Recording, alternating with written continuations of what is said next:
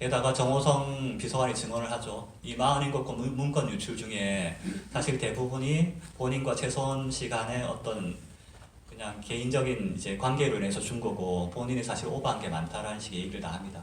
그리고 그 문건, 넘어갔던 문건 대부분이 왜 넘어갔냐면 최소원 씨가 뭐 대통령 의상이나 뭐 이런 거 관여하고 있었지 않습니까? 그 해외 순방 가고 하려면 이 순방 일정을 알아야지 일정에 맞춰서 그 목적에 맞춰서 의상을 정할 텐데 그래서 의상 준비하기 위해서 필요하니까 정호성 씨가 임의로 뭐 해외 순방 일정이라든지 여러 가지를 보내줬다는 거거든요.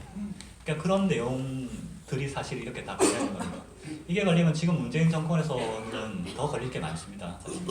그리고 뭐 공직자 4명을 최소원 씨를 위해서 임명을 했다. 이걸 가지고 흘렀는데 그 공직자란 사람들이 다 정상적으로 뭐 장관도 있고 다 청문회를 거치고 이랬던 사람들이거든요. 그 양반들이 뭐 최소원 씨를 일을 했는지 안 했는지 모르겠지만 대통령이 그걸 알았다는 증거도 전혀 없는 상황이고 그리고 사실 최소원 씨가 일부 추천을 했다 하더라도 다 공개적인 풀 내에서 검증이 되고 떨어질 사람 떨어지고 했다는 거거든요. 그 헌재에서 이렇게 얘기를 했던 뭐 김종, 차은택 이런 양반들 나중에 얘기를 들어보면 최소원 씨가 본인 추천했는지 몰랐다고 합니다. 대부분 사람들이. 그러니까 추천을 했는지 안 했는지는 알 수는 없지만 최소원 씨도 그 양반들한테 그걸 이야기를 하고 그걸 통해서 그 사람들을 움직이려고 했는지조차도 밝혀지지 않은 상황이었는데 헌재에서 이런 걸 가지고 탄핵을 시킨 거거든요. 대통령이 임명하는 공직자 이제 수천 수만 명인데 이 4명 가지고 이렇게 건다면 지금 문재인 정권에서 문재인 대통령이 하고 있는 건 뭐가 됩니까 지금? 당연히 다 탄핵 소유거든요. 그래서 최소원 씨가 작년에 박근혜 대통령한테 이제 편지를 써줘. 본인이 이제 대통령 취임 전에 곁을 떠나거나 떠났으면 이런 일이 없었을 텐데 아니면 그냥 투명인간처럼 그냥 남모르게 뒤에서 도왔어야 됐는데 어쨌든 뭐 이렇게 돼서 본인도 안타깝고 죄송하다라는 이제 사죄 편지를 썼죠. 그리고 이제 얼마 전에 작년에 파기환송 판결이 있었는데 내용의 길이가 2가지만 말씀을 드리면 말 3마리가 뇌물이냐 이거에 대해서 뭐 대법원 다수 의견은 뭐 뇌물이다라고 했지만 반대 의견 용기 있는 재판관 3위는 반대 의견을 냈습니다. 뭐라고 했냐면 아니 그 말 3마리 승마 지원 그건 대통령이 필요로 하거나 향유할 수 있는 이익이 아니지 않느냐 그리고 박근혜 전 대통령이 이익을 취했다는 거 드러난 게 전혀 없다 라고 대법관들이 밝혔습니다. 그리고 동계스포츠 영재센터 이것도 뇌물로 엮으려고 하니까 그 묵시적 청탁이라고 하는 이상한 논리가 들어가죠. 여기에 대해서도 대법관 3인이 승계 작업이 있었거나 부정한 청탁이 있었다고 인정할 증거가 없다. 그리고 묵시적 청탁이라고 하면 사실 그 이신점치로 했다는 거거든요. 이게 뭐냐면 이재용 부회장이라는 대통령이랑 독대 과정에서 서로 청탁에 대한 얘기는 한마디도 없었는데 청탁이다 이 말입니다. 이게 사실 말이 안 되지 않습니까? 그런데 그걸 인정을 했는데 다수 의견은 반대 의견은 그런 식으로 따지면 청탁 안 될 게 뭐가 있냐 라고 해서 배척을 한 거거든요.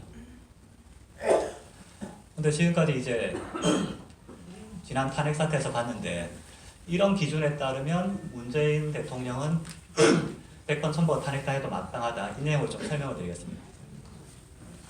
사실 제가 표로 사유를 쭉 비교를 해놨는데 이것만 보더라도 사실 어마어마하게 차이가 나죠. 문재인 대통령은 이제 애초에 대통령이 되기 전부터 어떤 주장을 했냐면 국가보안법 폐지돼야 된다. 연방제 통일, 그 다음에 주한미군 철수는 북한 의사를 물어야 된다. 그 다음에 미국 평화협정 체결돼야 된다. 국정원 해체돼야 되고 한총련 옹호, 그 다음에 통합시 무당 이제 옹호했죠. 이게 다 사실 북한이랑 똑같은 주장입니다. 북한이 하는 거랑. 근데 일국의 대통령이라는 사람이 이런 주장을 했으니 지금 대한민국이 뭐 사회주의가 되어가고 있는 게 아닌가라고 저는 개인적으로 생각을 합니다. 대통령이 된 이유도 마찬가지죠. 그래서 문재인 대통령은 대통령이 되고 난 이후에 적폐청산 시작을 했죠. 근데 이것도 이제 뭐 제대로 그냥 하면 되는데 항상 내부의 부처에서 TF 만들어서 공론화시키고 여론몰이하고 검찰 수사하고 이런 식의 과정을 거치거든요. 공산당들이 하고 있는 그런 행태들입니다. 예를 들어서 기무사 해체를 어떻게 시켰냐면 또 이상한 군인권 단체 센터라는 데가 들어오거든요. 여기서 뭐 계엄령 문건이라고 해서 공개하고 그러니까 언론에서 받아서 뭐 당시에 탄핵 정국에서 계엄령 준비를 했냐 이런 식의 보도들이 쏟아지죠. 근데 그걸 이용해서 사실 이 기무사를 또 해체하고 그렇게 해버렸거든요. 근데 나중에 까보니까 이런 내라는 모 혐의는 전혀 근거가 없다. 그래서 수사도 사실 그렇게 중간에 종결돼버렸죠. 하지만 기무사는 해체됐습니다. 그리고 이재수 기무사령관은 이 과정에서 투신 사망을 했죠. 항상 이런 과정이었습니다. 국정원도 마찬가지였습니다. 국정원도 이제 적폐청산 TF 만든다고 해서 막 여론몰이만 하고 실제로 뭐 적폐라고 해서 나온 건 없었지만 결국 국정원 뭐 대북 소서부문도 사실 무력화돼 버리고 다 그렇게 사실상 기능을 거의 상실해 버렸거든요. 그리고 그 과정에서 변태원 검사도 투신 사망하고 정치호 변호사, 국정원 변호사도 사망을 하고 이런 과정이 발생됐죠. 그리고 탈원문 전 과정에서도 무슨 공론화위원회 뭐 사실 이런 전문적인 내용이 어떻게 일반 국민들의 공론화를 통해서 결정될 사안입니까? 하지만 공론화위원회를 통해서 여론몰이하고 결국 지금 탈원전으로 가고 있죠. 그리고 이제 환경부 블랙리스트 이 건도 사실 본인들 인사 집어넣기 위해서 과거 정권 인사들 다 찍어냈죠. 그리고 탈북민 2명 북송 이건 전형적인 생명권 침해죠. 그건 기술회사 밝히고 남한으로 왔는데 이 탈북민 2명을 그냥 북한으로 보내버린 거지 않습니까? 그것도 그냥 보낸 게 아니라 뭐 안대를 씌우고 이제 재가를 준비해 가서 그냥 판문점을 보내버렸거든요. 이건 전형적인 살인죄입니다. 그러니까 이 양반들 뭐 돌아가셨는지 모르겠지만 돌아가셨다면 살인죄고 안 돌아가셨다 하더라도 다 살인 미수거든요. 이전 정권에선 세월호 가지고 그냥 애들 그렇게 대가 침몰하는데 그거 제대로 대응하지 못했다고 해서 그걸 생명권 침해라고 떠들었지 않습니까? 그럼 이건 뭡니까 이렇게? 사람을 사지로 몰아넣는 전형적인 행위 이런 게 살인죄고 생명권 침해 아닙니까? 거기다 또 너무 많죠. 요즘 한창 문제가 되고 있는 울산시장 선거 개입 의혹. 사실 이 정권에서는 뭐 이전에 박근혜 대통령 뭐 국정원 댓글 뭐 이런 얘기 하지만 온갖 선거에 다 개입을 했거든. 울산시장 선거 개입, 그 다음에 유재수 감찰 무마 의혹, 그리고 우리들 병원 특혜 의혹. 너무나 탄핵 사유들이 많습니다. 차고 넘칩니다. 그리고 이제 중요한 게 이제 김경수 드루킹의 대선 개입입니다. 사실 다음 주 화요일 21일이 김경수 항소심 선고일입니다. 이 항소심 선고가 너무너무 중요한 게 이 대선 개입 문제는 사실 문재인 대통령이 직접 개입된 거고 그렇다면 사실 명백한 탄핵 사유이기 때문에 그거를 다음 주 화요일에 확인할 수 있을 것 같습니다. 근데 만약에 재판부에서 정권에 굴복해서 이거를 무죄를 때린다고 하면 사실 우리가 가만히 있어서는 안 될 상황인 것 같습니다. 제가 간단하게 정리만 해놨는데 자꾸 이 김경수 측에서는 뭐 킹크랩 이런 거 가지고 얘기를 하는데 킹크랩이 아니더라도 어떤 일이 있었냐면 김경수가 드루킹한테 뉴스 URL을 계속 보내줬습니다. 이것 좀 댓글 작업하라고 보내줬고 그 다음에 그 드루킹이 김경수한테 댓글 작업한 기사 8만 건을 보내줬거든요. 기사 목록을 8만 건입니다. 그럼 본인이 이걸 가지고 그 킹크랩을 안 쓰고 했다고 과연 믿겠느냐는 거죠. 이미 모든 내용을 다 알고 있었던 공범입니다. 특히 이제 드루킹은 어떤 일을 했냐면 대선 국면에서 안철수 당시 후보를 집중 공격을 했죠. 당시 이제 양강구도가 됐을 경우에 안철수가 거의 이길지도 모른다는 얘기가 나왔는데 이게 어떻게 뒤집어졌냐? 안철수가 MB 아바타라는 설을 퍼뜨려서 뒤집었습니다.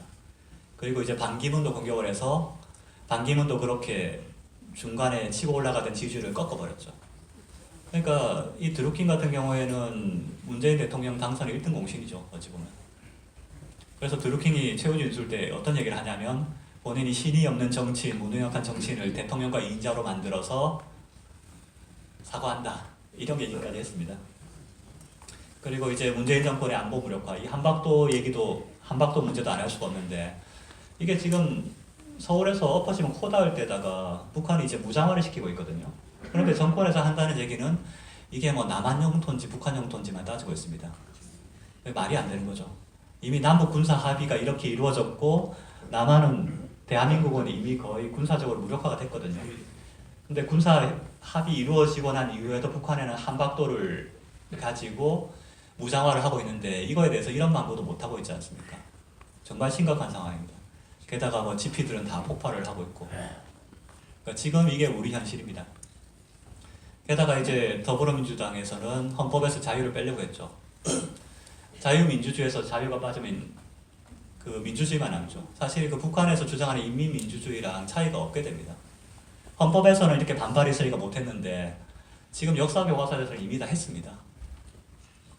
그러니까 왜 이 정권에서 자유를 없애려고 목을 매느냐? 사실 그 북한처럼 사회주의로 가겠다는 의도가 아닌가? 저는 이제 그렇게 생각을 하고 있습니다. 그래서 뭐 지금까지 과거 3년에 대해서 쭉 이제 간단하게 설명을 드렸는데 저는 역사가 반복된다고 믿습니다. 그래서 뭐 문재인 정권이 정권을 잡기 위해서 정권을 잡고 난 이후에 한 게 있기 때문에 반드시 그 죗값은 받을 거라 보고 그걸 위해서 그 시기를 앞당기기 위해서 여기 많은 분들이 모이셨다고 봅니다. 오늘 이 강연 이후에도 좀 생산적인 논의가 좀 계속 됐으면 좋겠습니다. 네, 감사합니다.